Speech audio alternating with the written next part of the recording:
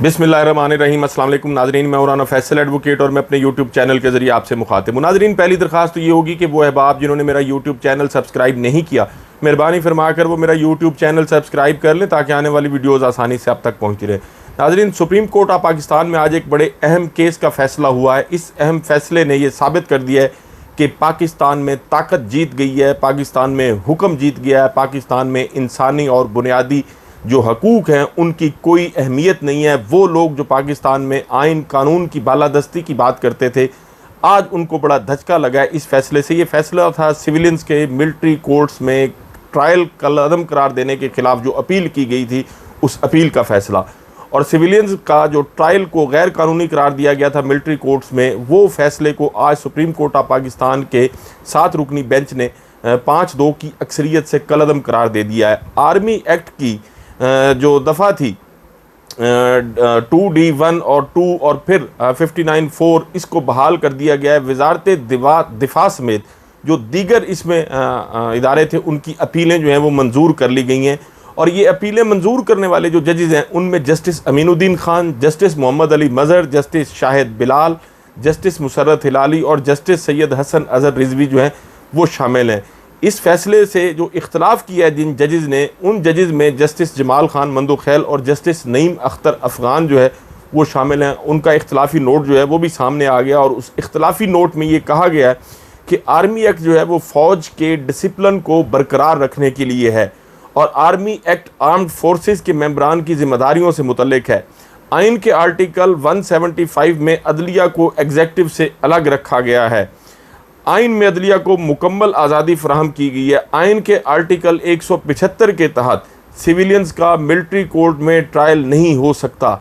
Civilians का military courts में trial बुनियादी हकूक़ के तहफ़्फ़ुज़ और अदलिया की आज़ादी और फेयर ट्रायल के बुनियादी असूल के मुनाफी है। अपील का हक ना देना और फेयर ट्रायल के बुनियादी हकूक़ की खिलाफ वर्जी है। मिलिट्री ऑफिसर की तरफ से सिविलियंस का मिलिट्री ट्रायल अक़वाम मुत्तहिदा और बैनुल अक़वामी कन्वेंशंस की भी खिलाफ वर्जी है। सिविलियंस का मिलिट्री कोर्ट्स में ट्रायल आर्म्ड फोर्सेस को आइन में दिए गए इख्तियारात से तजावुज़ है।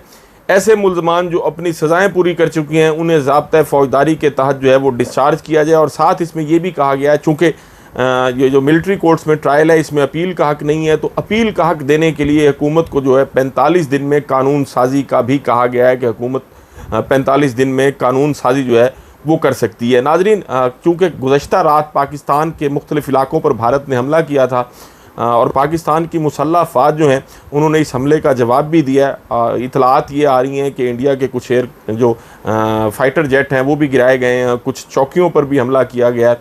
लेकिन दूसरी तरफ जब ये फ़ैसला आया तो इस फ़ैसले ने वो जो इस इंडिया के ख़ास तौर पर ये जो रात वाला हमला था उसके बाद एक कौमी यकजहती का जो है वो माहौल बन रहा था, लेकिन सुप्रीम कोर्ट के इस फ़ैसले ने उस कौमी यकजहती को ख़तरे में डाल दिया है।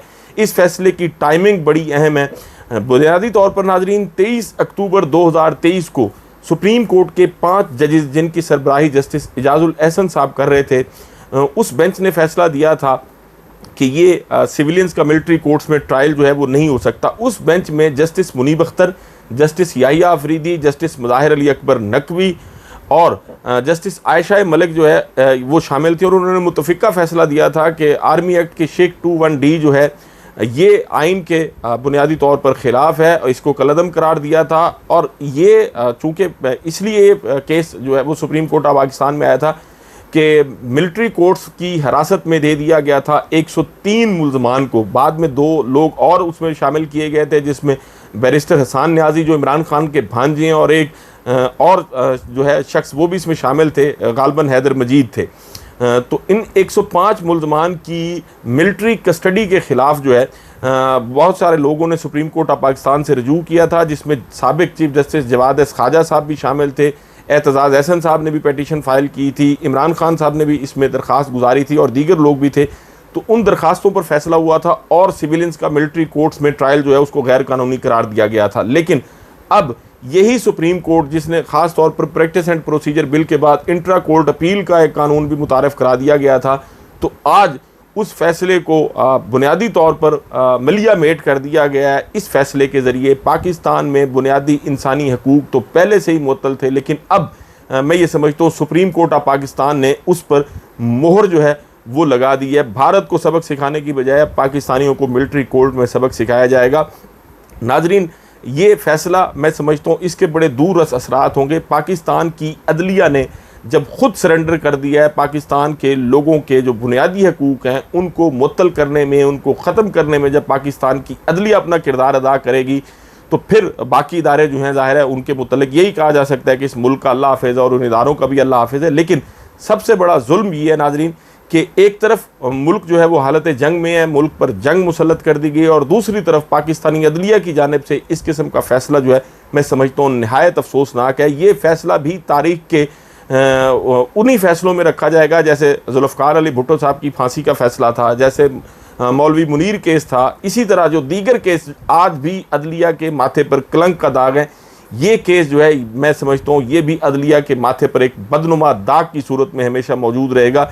ये जो फैसला मंजूर करने वाले जजेज़ हैं, इन जजेज़ में justice Aminuddin Khan, justice Mohammad Ali Mazhar, justice Shahid Bilal, justice Musarrat Hilali और जस्टिस हसन अज़हर रिजवी जो हैं ये शामिल हैं।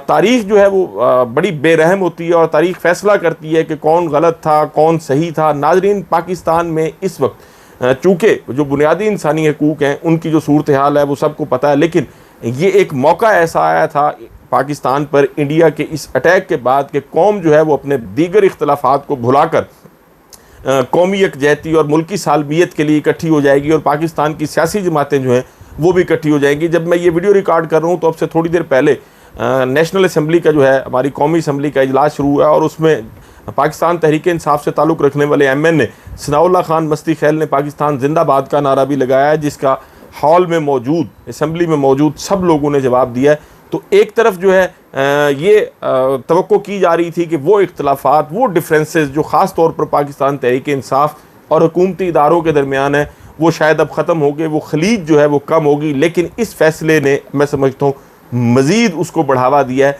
और फिर एक तो सियासी तौर पर इसके जो नुकसानात और जो इसके मुज़मरात हैं वो अपनी जगह पे, लेकिन मैं ये समझता हूँ कि वो लोग जो पाकिस्तान में आइन की, कानून की बालादस्ती की बात करते हैं, जो इंसानी हकूक़ की बात करते हैं, उनको भी अब जो है इस फैसले से मायूसी हुई है।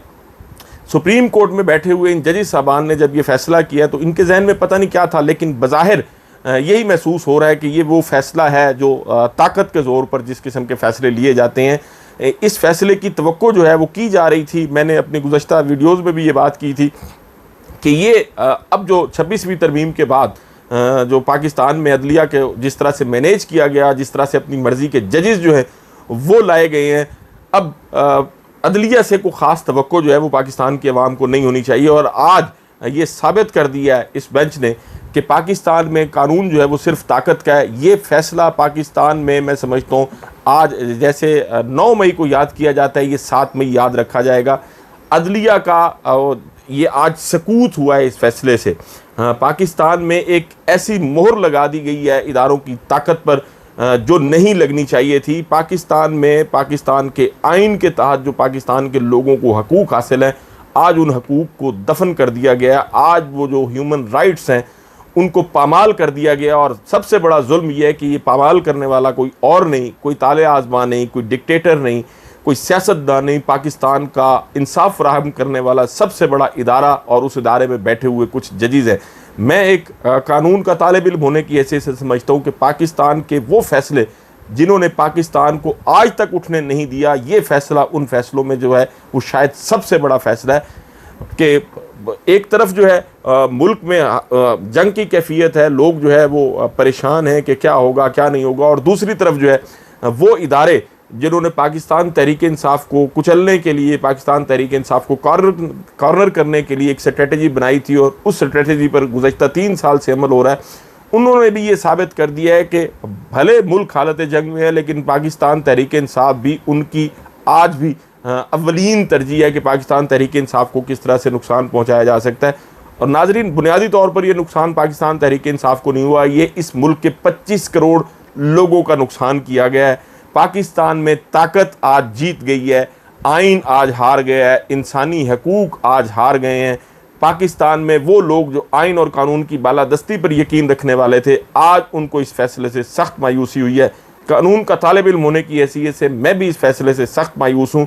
और फिर सबसे बड़ा जुल्म ये है कि वो लोग जो ये फैसला करने वाले हैं, उन्होंने आइन के मुताबिक फैसले करने का हलफ भी उठाया हुआ है, लेकिन जब इस किस्म के फैसले आते हैं तो वो हलफ पता नहीं क्यों नहीं याद रहता।